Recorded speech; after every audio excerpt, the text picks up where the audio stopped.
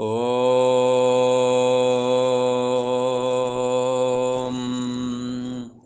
ओम गुरु ब्रह्मा गुरु विष्णु गुरुदेव महेश्वरा गुरु साक्षात् परम ब्रह्म तस्मै श्री गुरुवे नमः। योगेश्वर श्री कृष्ण भगवान की जय। ऐं सरस्वत्यै नमः। तो ये अध्याय 3 है, कर्मयोग का प्रसंग चल रहा है। तो इस प्रसंग के अंतर्गत कल अपन चर्चा कर रहे थे, इष्टान भोगान हि वो देवा दास्यन्ते यज्ञ भाविताः तैर्दत्तान प्रदायेभ्यो यो भुंक्तेस्तेन एव सा। क्या है कि ये कर्मयोग जीवन में कितना आवश्यक है, ये तीसरे अध्याय में इसी का भगवान निरूपण कर रहे हैं कि हमें निठल्ले नहीं रहना, कर्म करना है। और कर्म करना है तो कैसे कर्म करना है, इस बात की चर्चा यहाँ है। क्यों करना है, क्या जरूरी है, कर्म करना क्यों जरूरी है? इसलिए जरूरी है क्योंकि हम सभी एक दूसरे के ऊपर निर्भर हैं। यदि हम अपने कर्तव्य कर्मों को एक दूसरे के प्रति यदि संपादन करते रहें, यदि करते रहें, तो निश्चय ये दोनों लोग ही कल्याण को प्राप्त होवेंगे और समस्या ना रह जाएगी।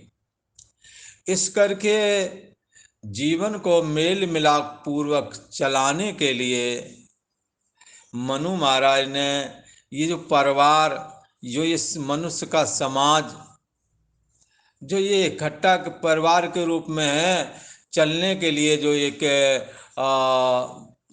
शुरुआती दौर में जो ये परिवार बनाए और स्त्री पुरुष आदि का विवाह बंधन आदि और भी जितने भी संस्कार जो 16 होते हैं, ये सब अपने कर्तव्य पालन को करने के लिए, अपने जीवन को उज्जवल बनाने के लिए ही हैं, कल्याण को प्राप्त करने के लिए ही हैं।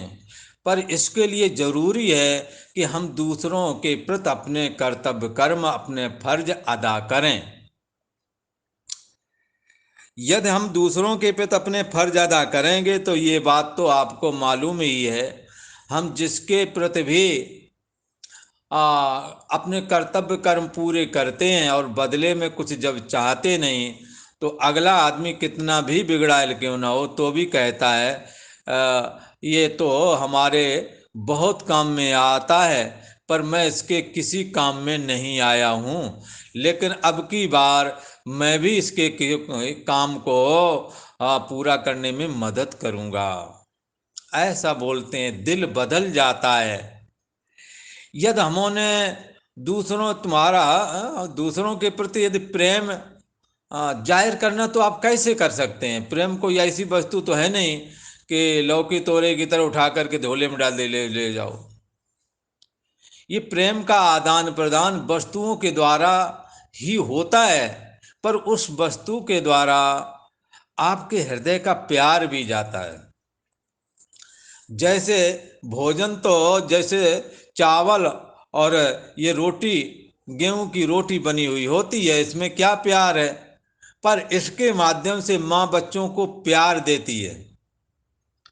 तो माता के द्वारा परोसा गया भोजन बच्चों को ऐसे ही लग जाता है जैसे बरसात का पानी भूमि को लगता है। सारी भूमि हरी भरी हो जाती है जब बरसात होती है। ऐसे ही माँ के द्वारा दिया गया भोजन जब लड़के को, बेटे को प्राप्त होता है, वो कैसे देती है, कौन हिसाब से देती होगी? तो वो तो देती है, ले खा ले, है कहाँ गया था तुम, ले वो रखी है रोटी खा ले, ऐसे करके बोलती है। पर बालक को लगता है कि कुछ मिल गया। हाँ, तो क्या है, ये प्यार की कोई अपनी भाषा नहीं है, कोई जरूरी नहीं। आप अपने बच्चों से भी आप करके बोलते हैं, औरों से भी बोलते हैं, तो आप जैसा बोलते हैं ऐसे ही आपका दिल भी होगा। पर माँ उल्टा बोले, सीधा बोले, हाँ डांट के बोले, पर हर भाषा में प्यार होता है। इस प्यार का हम कैसे, आपको वो प्यार कैसे दें? और ये प्रेम ही जीवन को जोड़ता है, ये प्रेम आपको मैं कैसे दूं? तो इसको आप वस्तु के माध्यम से देवेंगे। वस्तु अपने आप में जड़ होती है, उसमें कुछ होता नहीं, पर आपके हाथ से दिया गया राग अथवा द्वेष उसमें हाँ शामिल होकर के जाता है। इसलिए हम क्या दें? हम अपनी क्रिया दें, दूसरों को हम अपनी क्रिया दें, अपने काम दें, दूसरे की मदद, दूसरे के काम में आ जाएं। ऐसा करेंगे तो हम अपना प्रेम मानो उन्हें दे दिए, और उनके हृदय में भी जो पत्थर की तरह कटुता थी वो मुलायम हो जाएगा। इसलिए भगवान श्री कृष्ण कहते हैं कि जीवन में एक दूसरे के प्रति पैसा दे देना सरल बात है। आज के बच्चे कई बार काफी कमाते हैं, पर कमाते हैं उसी हिसाब का स्तर बना लिया है। हम लोग 10-15 रुपए में जाकर काम निकाल आएंगे, छोटे मोटे किसी ढाबे में बैठ के रोटी खा लेंगे, ज़्यादा ज़्यादा 60 रुपया खर्चा, और उसी को जाकर वो 6,000 में खर्च करेंगे। तो उतना ही खर्च बढ़ा लेते हैं, कदाचित ना बढ़ाए तो पैसे भेज देते हैं, ये माँ के लिए पैसे हैं, पर उन माँ पैसे जो तुमने भेज दिए 10-15 हज़ार, उनको माँ क्या करे, खाए क्या करे? और खुद आकर के हाथ पे रखते, खुद कुछ करते तो लगता कि हाँ कुछ मिला। इसलिए सूखे पैसे आते हैं, वो अलमारी में पड़े रहते हैं, वृद्ध हैं, वो कुछ उनको खर्च भी नहीं कर पाते हैं। जब मरते हैं तो पता लगता पैसे तो ये पड़े हैं, खर्च क्या किया है। इसलिए अब वस्तु या धन जब स्वयं के द्वारा प्यार पूर्वक दिया जाता है, हालचाल पूछ के दिया जाता है, कितना खर्चा है, और क्या जरूरत है, दिल रह जाता है। कर्म करने की कितनी जरूरत है, आप समझिए। भगवान श्री कृष्ण इस रहस्य को जानते हैं, इसलिए पूरा 3रा अध्याय कि कर्म करने की कितनी बड़ी आवश्यकता है इस संसार में। यदि परिवार चलाना तो हम अपने कर्म, पिता के प्रति अपने कर्म करें, पिता हमारे प्रति अपने कर्म करे, समाज के प्रति हम अपने कर्म करें, समाज हमें सुरक्षा देता है। सारी कॉलोनियों के बीच में आप रहते हैं, आपको सुरक्षा अपने आप है, आपका भी कॉलोनी के प्रति कुछ कर्तव्य बनता है। आपको धर्म कर्म ने ही ये बताया, किसने बताया? ये माता है, ये पिता है, ये भाई है, बहन है, ये किसने बताया? धर्म ने बताया। ये तुम्हारी पत्नी है, धर्म पत्नी। पत्नी तो कोई है नहीं यहाँ कोई किसी की, भला सब तो ऐसे ही जैसे तुम जने वैसे लड़के भी, लड़की भी जन्म, धर्म ने तुम्हें पत्नी बना दिया, ये धर्म पत्नी है। नहीं तो कहाँ लिखा है कि ये पत्नी है? उस धर्म ने फिर उस पत्नी के कुछ कर्तव्य बता दिए, ये पति है, इसका कुछ कर्तव्य बता दिया। ये कर्तव्य का मतलब कर्म निर्धारित कर दिए, तुम इन कर्मों को करो और पत्नी के लिए तुम काम आ जाओ, पत्नी पति के लिए काम आ जाए, कर्तव्य कर्म का निर्वाह हुआ हो जाएगा। एक जगह पहले एक गाना गाए थे, हमें आसमान ने भेजा है जमी पर, जाओ एक दूजे से प्यार करो। है तो ये आसमा करके, आसमान मतलब आकाश करके, आकाशज ब्राह्मण एक बोला जाता है योग वशिष्ठ में। इस आकाशज ब्राह्मण ने, आकाशज ब्राह्मण ब्रह्मा जी ने हमें उत्पन्न किया, जाओ एक दूजे से प्यार करो। कैसे प्यार करें? एक दूसरे के प्रति अपना कर्तव्य कर्म निर्वाह करके प्यार करें। नहीं तो आप प्यार का इजहार कैसे करेंगे? आप काम आएंगे तभी लगेगा ये अच्छा आदमी है, भला आदमी है, कैसा है। वो काम से पता लग जाता है, बोलने से पता लग जाता है, क्रिया से पता लग जाता है, तो फिर जुड़ जाता है। इसलिए हमने क्या करना है कि हम देवताओं के लिए अपने कर्तव्य कर्म के द्वारा और ये यज्ञ आदि के द्वारा हम उन्हें संतुष्ट करें। अपने कर्म, ये हमारा कर्म है ना। एक जगह एक भक्त गाते हैं, हम अपना कर्म तो कर ही चुके, अब कर्म तुम्हारा देखेंगे। अब शरण तुम्हारी आई गए, तो कृपा तुम्हारी देखेंगे। तो देख लो कृपा, आप करके देखो, आपके पास कृपा आती है कि नहीं आती है। आएगी। और एक और वो बाबा जी के सभी लोग जानते ही होंगे, बोले महाराज हाथ जोड़ के कहते हैं, महाराज हम बहुत परेशान हैं, हमारी कुछ इस परेशानी का हल निकालो। बाबा जी 1 मिनट आंख बंद करते हैं, कहते हैं क्या तुमने पानी बतासा खाए कभी? बोले नहीं खाए। बोले पानी बतासा खाओ, काम हो जाएगा, कृपा रुकी ही आने लगेगी। बोला इस तरह के लोग कहते हैं, ये उनको टुटका सिद्ध है। मैं नहीं कहता कि वो ड्रामा ही कोरा कोरा होवेगा।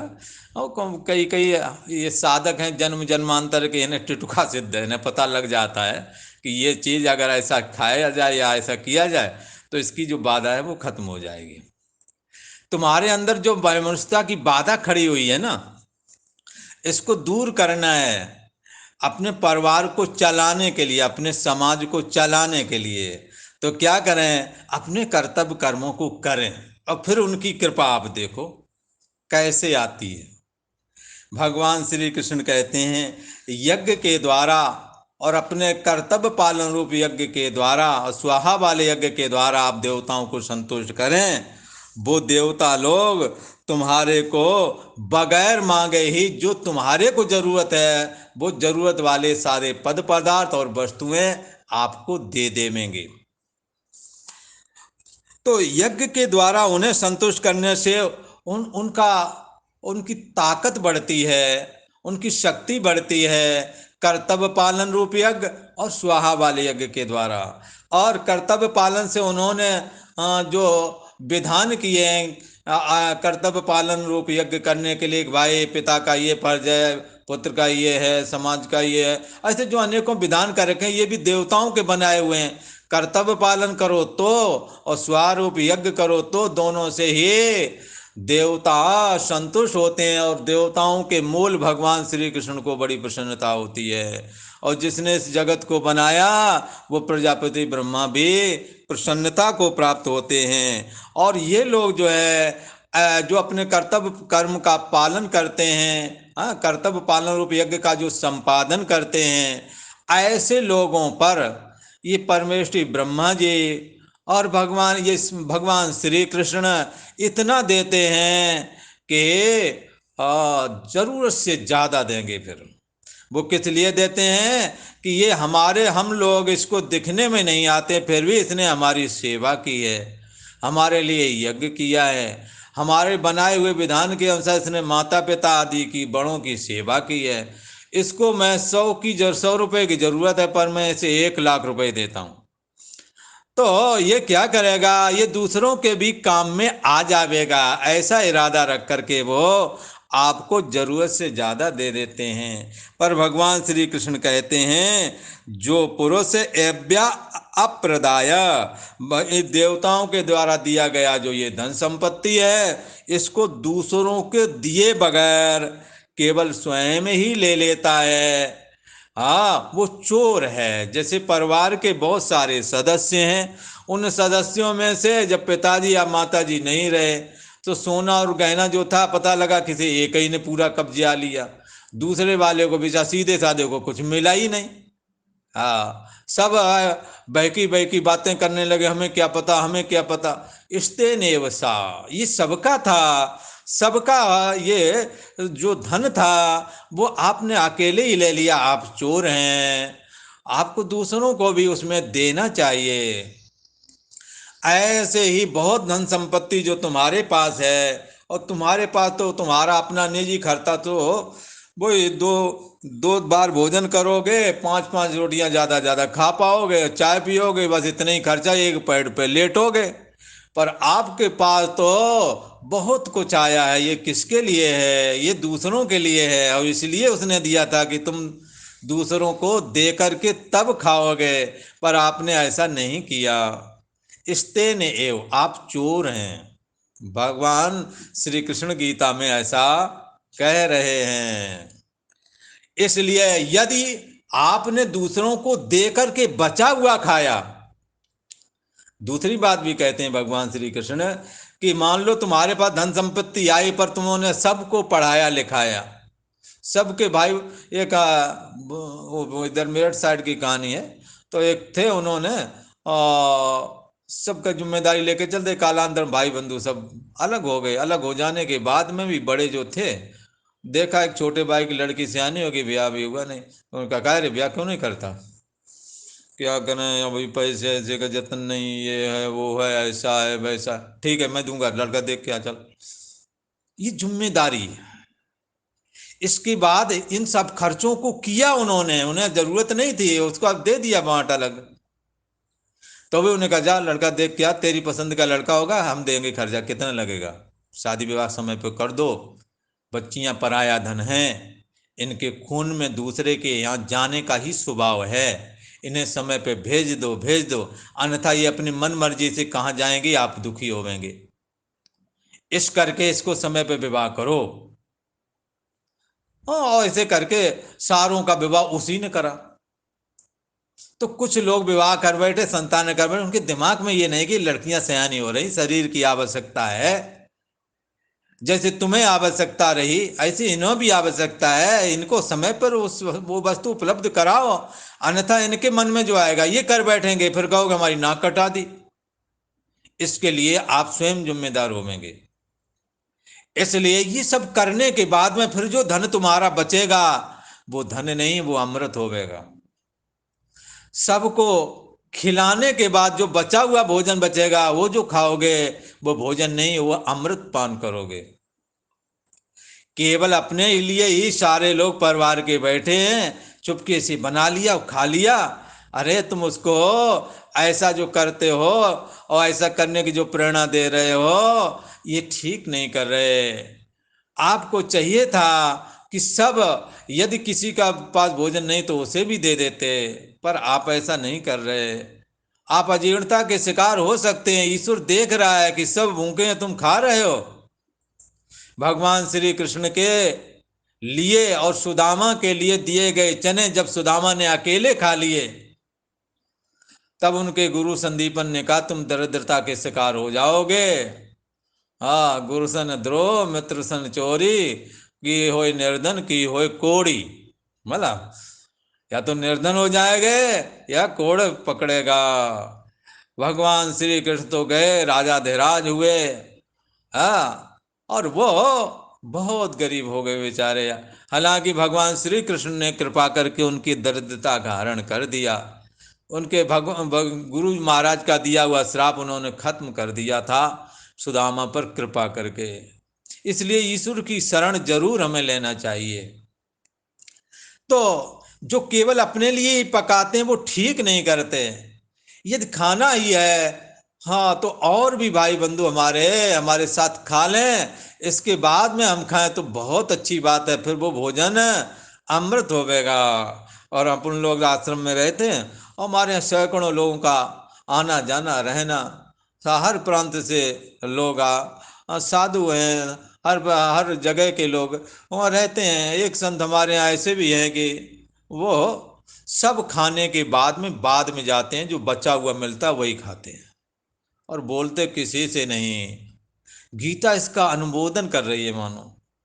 गीता क्या कह रही है? ये 13वां श्लोक है, तीसरे अध्याय का 13वां श्लोक। ये बड़ा ही अच्छा श्लोक है, आपको अपने जीवन में ये जरूर धारण करना चाहिए। तो क्या है? यज्ञ शिष्टासिना संतो मुच्यन्ते सर्वकिल विषयी भुंजते ते त्वगम पापा ये पचन्त्यात्म कारणात्। कहते हैं हे अर्जुन, यज्ञ से बचा हुआ, कर्तव्य पालन रूप कर्म से बचा हुआ जो धन हो, और जैसे जमीन जायदाद का मसला है, मान लो दो चार भाई हैं आप, तो बड़े को चाहिए पहले सबसे वो बांट दे, बाद में भैया जो हमारे लिए छोड़ देना, जो भी बचे वो हम ले लेंगे, पहले तुम अपने अपने मन का ले लो। कर्तव्य पालन रूप यज्ञ आप इसे करके देखो, घाटा में नहीं रहोगे, बाद में बची हुई चीज तुम्हारे लिए अमृत की तरह सिद्ध होगी। यज्ञ शिष्टासना कर्तव्य पालन रूप कर्म से बचा हुआ अवशेष रूप जो भी है, दूसरों को पढ़ाई लिखाई करके, सबका पोषण करके, बहन बेटियों का नेक न्यौछावर करके, फिर जो धन बचा है वो धन तुम्हारा है। वो धन तुम 10 रुपए खर्च करोगे, 1000 के बराबर लगेगा। लगता है इसने इतना खर्चा कर दिया। कम खर्चा ज्यादा लगता है। तो क्या है, इसी प्रकार मेहनत का पैसा कम खर्च करते हैं, ज्यादा लगता है। और उस तरह की कमाई नंबर 2 वाली लाख खर्च करते हैं, लोग कहते थे क्या खर्च किया, अंतर पड़ता है।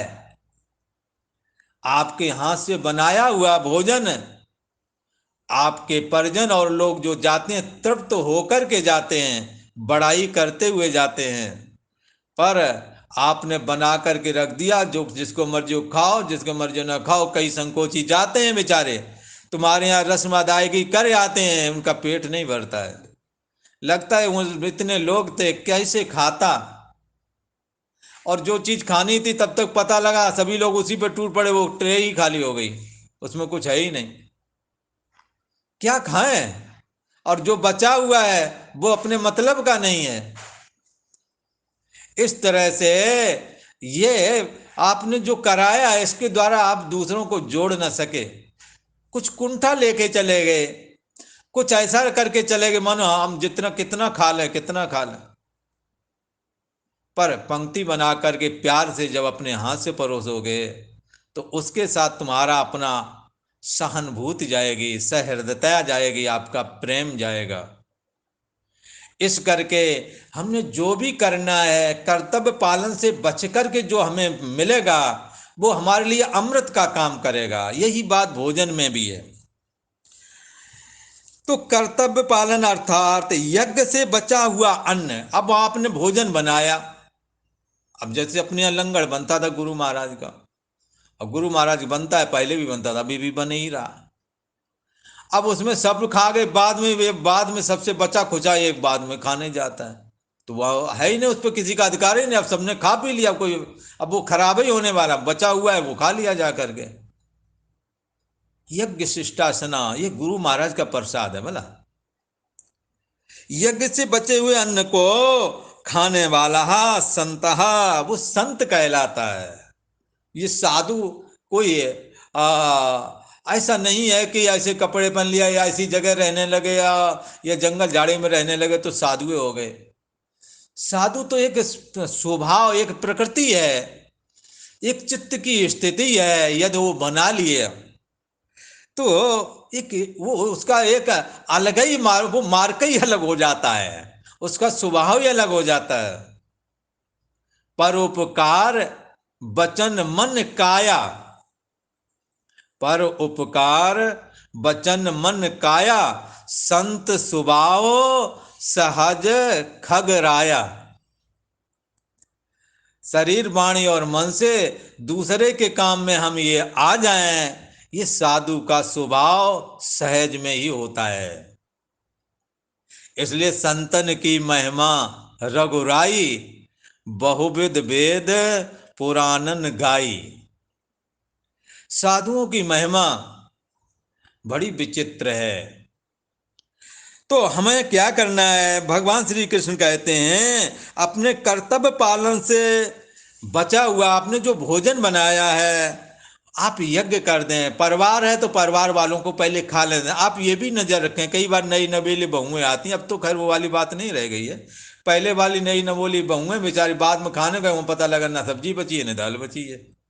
बड़ा मुश्किल खड़ी होती थी। अब वो अपने को दब के किसी तरह से अपना गुजारा कर लेंगे। अब वो वृद्ध हो गई हैं, पर नई वालों को देखते हैं तो कहते हैं इनकी तो चांदी हो गई है। इन्हें किसी ने ना, इन्होंने किसी से पूछना ना कुछ, ये अपने लिए चाय बना लें, और ना भी बना लें तो सास से कहती है हमें चाय दे जाओ, बोला। और चाहे खुले बदन रहें, चाहे जहाँ बाहर जाए कि सास की हिम्मत नहीं जो पूछ सके तुम कहाँ जा रही हो, क्या कर रही हो, बोला। तो समय बदलता रहता है। आप इसको, आपको ये नजर रखनी चाहिए कि हमारी जो नई बहू आई है, हाँ, उसको संकोच बसात कहीं भूखी तो नहीं रह जाती है। ऐसे बहुत सारे बच्चे हैं जो फिर ज्यादा नहीं कहते हैं, तो उनको माताएं स्वभाव सबका जानते हैं ये नहीं खाएगा या खाएगा, इसलिए माँ के परोसने से सब तृप्त हो जाते हैं, चाहे संकोची हो और चाहे जैसा हो। जैसे मगा नक्षत्र का पानी जब मोटी मोटी बूंदें बरसती है ना, तो मगा नक्षत्र में जब पानी बरसता है तो भूमि तृप्त हो जाती है, बोला।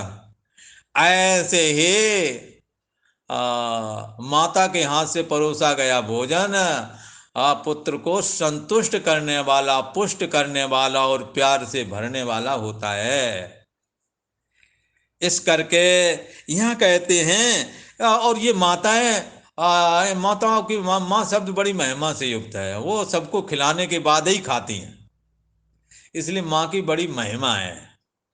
यज्ञ शिष्टा सना संत सर्व किलबसही, यज्ञ से बचा हुआ आपने भोजन को बनाया, सबको खिला करके बाद में जो बचा वो खाया, वो आपके चित्त को निर्मल बनाएगा, भोजन ही निर्मल बना देगा। लोगों की तो भूख मिटाएगा, पर आपकी भूख तो मिटाएगा, साथ में आपके मन को भी निर्मल कर देगा। जिस मन को निर्मल करने के लिए तपस्वी जंगल में साधना करते हैं, तपस्या करते हैं, वो मन निर्मल आपके कर्म के द्वारा भी हो सकता है। यज्ञ शिष्टा सना संता, यज्ञ से बचा हुआ जो अन्न है उसको खाने वाला संता, ये श्रेष्ठ पुरुष। हाँ, यहाँ पुरुष शब्द करके स्त्री पुरुष दोनों को लगाना है, बोला कोई भी हो। सर्व किलवस ही मुच्यते मुच्यंते, संपूर्ण पापों से मुक्त हो जाता है वो अन्न खा करके, उसके पाप भी खत्म हो जाते हैं, क्योंकि उसने दूसरों की भूख मिटा करके तब अपनों को बचा हुआ जो मिला है वो खाया है। ये पापा आत्म कारणात, हाँ, जो केवल अपने लिए ही सब कुछ करते हैं, अपने लिए मकान बनाना, अपने लिए कपड़े लाना, दूसरे की परवाह नहीं है, तो क्या है, ऐसे लोग ते पापा आत्म कारणात, ये लोग जो है, जैसा ये जो ऐसा विचार रखते हैं, ये पापात्मा विचार है। इसलिए यहाँ भगवान श्री कृष्ण ने ऐसे लोगों को पापी कह दिया है। इसलिए बुरा नहीं मानना, आप ये दूसरों को नहीं खाते हुए देख सकते हो तो आपका चित्त गंदा है। गीता ऐसे अच्छा नहीं मानती है। इसलिए जो केवल अपने लिए ही लगे पड़े हैं, जो पापी लोग आत्म कारणात केवल अपने शरीर को पोषण करने में ही लगे पड़े हैं। हमने एक पहलवान के विषय में सुना था, 2 3 4 5 6 या 10 लोगों का परिवार हो बेगा। अब उसमें दूध होता था, पहलवानी करता, दूधानी में जितना दूध हुआ करता वो अकेले उठा के पी जाए, बाकी सब, अरे पहलवानी तूने करने तो एक एक गिलास तूने मिल जाने दे कि सबका बटोर के पी जाओगे। इनकी चर्चा है यहाँ पर। एक बार सूखा पड़ गई थी, बहुत पुरानी बात सुनने में आया। एक जगह वो भोजन नहीं था, अब वो चुपके से खा ले वे, और बताए ना, अब दूसरे लोग भूखे बैठे, तो ये क्या है, इसको अच्छा नहीं कहा गीता ने। तुम्हारे पास धन है, तुमने अपना, और तुम्हारे भाइयों बेटियों और उनकी बेटियां बैठी हुई हैं, लड़कों की फीस नहीं चल रही है, तुम्हारे पास पार पैसा, अरे दे दो ना, कुछ उनका भी चल जाए। ये धन शायद तुम्हारे धन में शायद उनका भी कुछ अंश हो, दे दोगे पूर्ण हो जाएगा, ऊपर से चित्त निर्मल होगा, अलग हो जाएगा। भगवान खुश होवेंगे कि यार हम सबको पढ़ाना चाहते हैं, सबका पोषण करना चाहते हैं, ये हमारे काम में मदद कर रहा है। इसलिए ये ईश्वर की प्रसन्नता का कारण भी बनेगा तुम्हारा ये कर्म। ये जो पापी लोग आत्म कारणात केवल अपना शरीर पोषण करने के लिए ही अन्न को पकाते हैं, देखो तो यहाँ गीता क्या कह रही है। ते तू अगम भुंजते, हाँ वे लोग तो मानो पाप को ही खाते हैं, ये तक कह दिया है। इसलिए मिलकर के रहें, प्रेम से रहें, सहानुभूतिपूर्ण रहें, एक दूसरे के प्रति सहृदयता का परिचय दें, और जो भी है खाने की वस्तु उसे मिल बांट करके खाएं। ऐसा करेंगे तो वो अन्न आपको अमृत का काम करेगा, अमृत की तरह नस नाड़ियों में ताकत देवेगा। इसलिए सुखी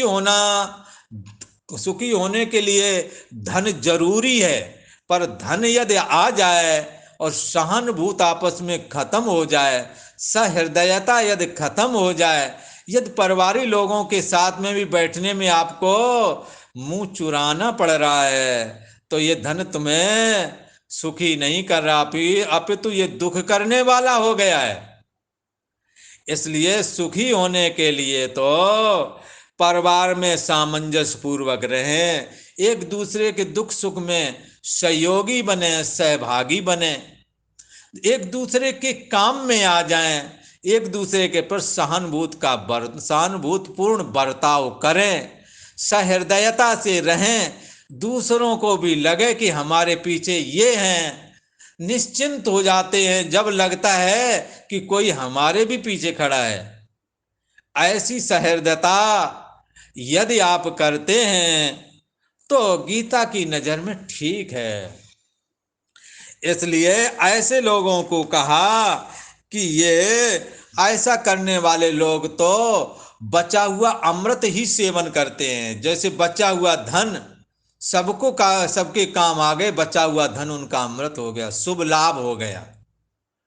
हाँ, और इसी प्रकार शरीर के द्वारा की गई मेहनत, हाँ शरीर को वो मेहनत जो दूसरों के काम आ गई, वो आपको शरीर को 100 वर्ष तक जीवित रहने की ताकत देवेगा।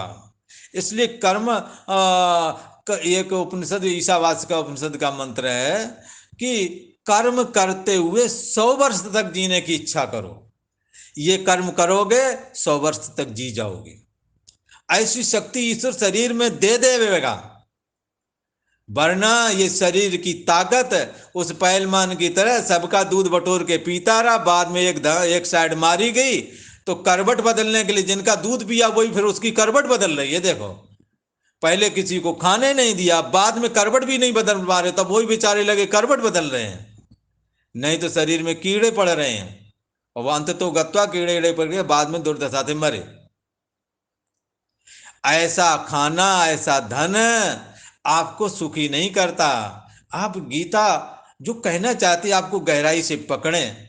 आप अपनी ताकत को भी अमृत स्वरूप बना सकते हैं। 100 वर्ष जीने वाली ताकत आप कर सकते हैं यदि दूसरों के काम में अपनी ताकत का इस्तेमाल करें। आप अपने धन का दूसरों के लिए इस्तेमाल करें, आपका लाभ शुभ लाभ हो जाएगा, धर्म हो जाएगा। आप अपना ज्ञान दूसरों के काम में लगाएं, आपका ज्ञान अनंत हो जाएगा, क्योंकि ये ऐसा धन है खर्चने से ज्यादा बढ़ता है और ना खर्चने से घट जाता है। इसी प्रकार से आपको लगता है कि हमसे कोई बोलता नहीं, हमें कोई रेस्पेक्ट नहीं करता, हम परिवार के बड़े हैं। अरे बंधुओं, तुम किसी से प्रेम से बोलना तो चाहते नहीं हो, धृतराष्ट्र के रोल अदा कर रहे हो बैठे बैठे। कुछ और कोई दूसरा कह दे तो बादल की तरह गरजते हो, जब अपने बच्चे या अपनी पत्नी कुछ बोले तो मौन धारण कर जाते हो, वो कुछ भी बोले। ये तो ना हुआ सहानुभूतिपूर्ण बर्ताव। आप सहानुभूतिपूर्ण बर्ताव करें, सहृदयता दिखाएं, दूसरे से प्यार से बोलें। आपका ये बर्ताव आपको मुखिया बना देगा, हीरो बना देगा परिवार का। पर कोई कहेगा हमें कोई मानता ही नहीं, हम तो सब कुछ करते हैं, कोई हमारे लिए नहीं करता, कोई ऐसा कहेगा। पर आप करते रहो, आप अपनी नजर से ईमानदार बन जाओ। आपका कर्म आपके साथ है, उनका कर्म उनके साथ है। इसलिए तुलसीदास जी से पूछा, महाराज क्या करें, हमें बहुत दुख होता है, ये है वो है, दुनिया भर की बातें बताई। तो तुलसीदास जी ने तो कहा, सुनो भाई हमारी बात ध्यान से, कोहू नहीं काऊ कर, सुख दुख कर दाता, निज कृत कर्म भोग सब भ्राता। अपने कर्मों के नतीजे हैं, जो तुम्हें अभी दुख प्राप्त हो जाए पिछले कर्मों का नतीजा होगा।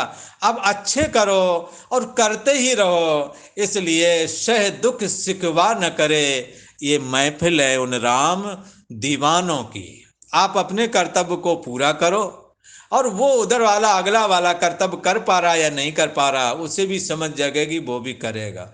पर आप थोड़े मोड़ी बातों को लेकर अपने कर्तव्य कर्मों से मत पीछे हटो, करते रहो। इसलिए कर्तव्य मार्ग पर डट जावे, श्री गीता हमें सिखाती है। भूले को राह दिखा देना, श्री गीता हमें सिखाती है। यज्ञ शिष्टा सिना संतो, मुच्यंते सर्व किलवशई, भुंजते ते त्वगम पापा, ये पचंत्यात्म कारणात्। यज्ञ से बचा हुआ अन्न को खाने वाला ये श्रेष्ठ पुरुष सब पापों से मुक्त हो जाता है। यहाँ अन्न खाने का अर्थ ये भी लगाना है, अपनी ताकत दूसरों के लिए, दूसरों के हम काम आ जाएं, हमारा धन दूसरों के काम में आ जाए, हमारा ज्ञान दूसरों के काम में आ जाए। यदि हमारा वर्चस्व है तो हमारे लोग हमारी छाया में शांति से बैठ सकें, किसी को ऐसा न लगे, पता लगे कि जिनके पास हम जाते हैं वही हमारा गला दबाने को है। इस करके यज्ञ शिष्टासना संतो मुच्यंते सर्व किलवशई, यज्ञ से बचा हुआ खाना खाने वाले ये श्रेष्ठ पुरुष सब पापों से मुक्त हो जाते हैं। और जो पापी लोग अपना शरीर पोषण करने के लिए ही सारा जीवन लगे रहते हैं और उसी के लिए अन्न आदि पकाते हैं, वे तो केवल पापों को ही खाते हैं, ऐसा कहा। ओम शांति शांति शांति।